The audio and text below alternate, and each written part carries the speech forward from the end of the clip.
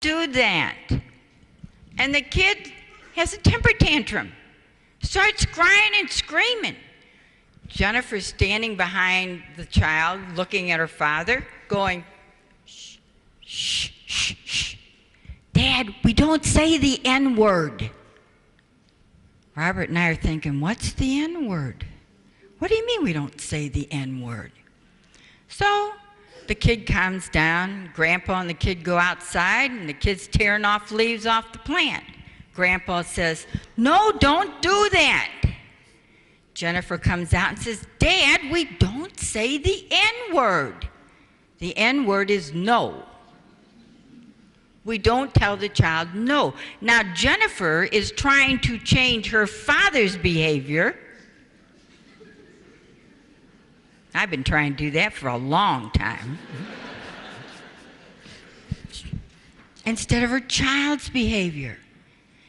You see, we've grown up with this idea that we don't have to tell the children no. We've grown up with the idea that we want to be their friends. Everybody wants to be their friend with their child. You're not their friend, you're their parent. You are their conscience. The child doesn't know the difference between right and wrong. We do. That's why we're their parent. It's very important for us to make the distinguishing line between this is them, this is you. And they are going to do everything they can to break you down. Children are very strong. I have to tell you this beautiful spiritual story that I read in a book. It's Swami Rama's life. And when he was a young boy, his name was Bole. And he had a sage, an ancient sage, who was his teacher. And so they were going down to the river to bathe in the morning and then say their prayers. As they were walking by, down the street, they seen a sweet shop. Ah, Bole wanted a sweet. The sage says, no, you can have a sweet. After we go to the river, bathe and say our prayers, then you may have your sweet. The child had a temper tantrum. Screaming, crying, yelling, carrying on. The sage is very wise. He went and sat beside the road. But the proprietor couldn't stand the kid making so much noise outside his shop. He's driving away business, so he comes out with a sweet. The sage says, no, we don't take this sweet. He repeats, you can have a sweet. After we go down to the river and bathe, say our prayers, then you can have a sweet. Child's still crying. Now the child's smart. A truck is coming, so the child lays in the middle of the road. The child's laying in the middle of the road. Oh, I'm going to get it now, thinks this child. I'll scream, yell, and carry on. He'll do something. The truck stops. Truck driver rolls down his window. He says, get this kid out of the middle of the road. The ancient sage says, just run right over him. Good, huh? Good? Isn't that good? Huh? It's so important that you realize your role. And you are a parent. And that's how much determination a child has, and they're going to fight you every inch of the way. My kids used to say, Mother, you're so old-fashioned. Have you ever heard that one? And you know what I'd say? Oh, yeah. And if old-fashioned means good morality, you better believe it. You better believe it. You got to be strong. Don't let them whittle you down. You want good children. You got to mold their character, and it takes firmness. It takes strength of character on yourself. And don't let them get by with this stuff. Just because everybody else in town is doing it, they don't have to do it. Spend more time together. Do chores together. I said to my mother one day, just once, I'm bored. Oh, wonderful, she says. Here's a bucket of water and a rag. You go wash all the windows in the house. Do you think I ever got bored again? Huh? You got to get creative. You got to get creative. We did a session today called Back Talk in our workshop. And it's quite interesting. And I'm only going to give you a little tip about it. We speak so much and we talk so much that our children don't listen because of the media. My kids would play the mute button on the control. I'd talk and they'd go, there she goes again. And they didn't listen.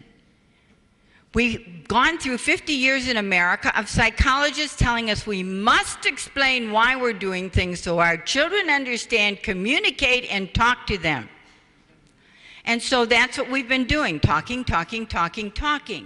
But they're not doing, and we're not putting any restrictions or no discipline, no limits, so the house has fallen down. The house of Harmony House has fallen down of human values. It is so important. Don't talk. If you've explained to your child that I want you to clean your bedroom this weekend, it's your job to clean it and pick it up. It's on a Saturday or on a Sunday. They didn't do it. Monday comes and the kid wants to go to a soccer game. You're not taking them. You're sitting in the bathtub enjoying a nice warm bath with the music on. Not until that child comes to you and says, why aren't you taking me to the soccer game? Now they may be ready to listen. And then you say, did you do as I asked you to do? Did you clean the room? No. So I'm not doing this. Let their laundry pile up. Don't make dinner. I don't care what it does. Give them an action. If you give them an action, they will learn and start thinking about, why is mom and dad acting like this? And when they get ready to find out, that's the time for us to talk. Let me do a couple really quick things. Okay, whoops.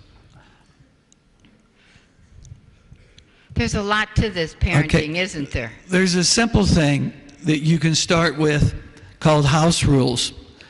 And you can break an activity up into different things, and you can have a prayer or homework or quiet time depending on the age of the child.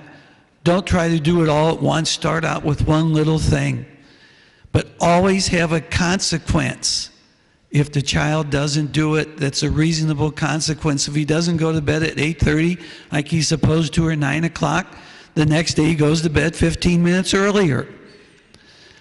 We want to start getting them with self-esteem because they know they have worth. Their thought, word, and deed mean something, and that builds up their self-esteem, the same as it does ours.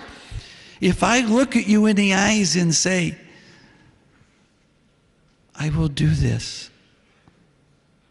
and I don't do it, do I have self-esteem?